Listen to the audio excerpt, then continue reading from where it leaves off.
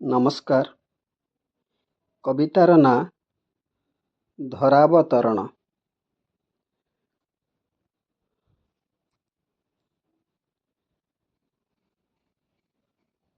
ପୃଥିବୀ ଆଉ କେତେ ବୁଢ଼ୀ ହେଲେ ସବା ଶେଷ ଲୋକ ପାଖରେ ପହଞ୍ଚି ପାରିବ ଧାନ ବିଲର ଠିକଣା? ପୃଥିବୀ ଆଉ କେତେ ବୁଢ଼ୀ ହେଲେ ସବା ଶେଷ ଲୋକ ପାଖରେ ପହଞ୍ଚି ପାରିବ ଧାନ ବିଲର ଠିକଣା? କପା ଫୁଲର କାରୁକାର୍ଯ୍ୟ, ଝରକା ଫାଙ୍କରୁ ରଜନୀଗନ୍ଧାର ଛନ୍ଦ। କେବେ ସର୍ବନିମ୍ନ ଆସବାବ ପତ୍ରରେ ପରିପୂର୍ଣ୍ଣ ହେବ ଘର? କେବେ ବିନା ସଂଗ୍ରାମରେ ମିଳିବ ବେଲାଏ ପଖାଳ?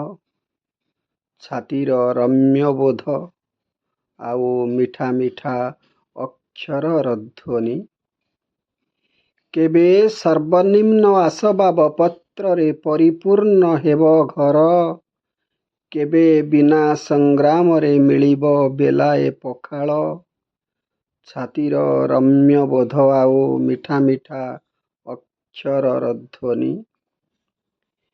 ଲୁହମାନେ ହଜେଇ ଦେବେ ତାଙ୍କର ଅସ୍ତିତ୍ୱ, ଅନନ୍ତ କାଳରୁ ଚୁପ୍ ରହିଥିବା ଓଠରେ ପୁଚି ଖେଳିବ ହସ। ଯେଉଁଠି ଯେଉଁଠି ମିଳିବ କୋମଳ ହାତର ସ୍ପର୍ଶ, ଓହ ଆହା ପଦର ଜଣାଣ, ସେଠି ଠିଆ ହୋଇଥିବେ ଠାକୁର।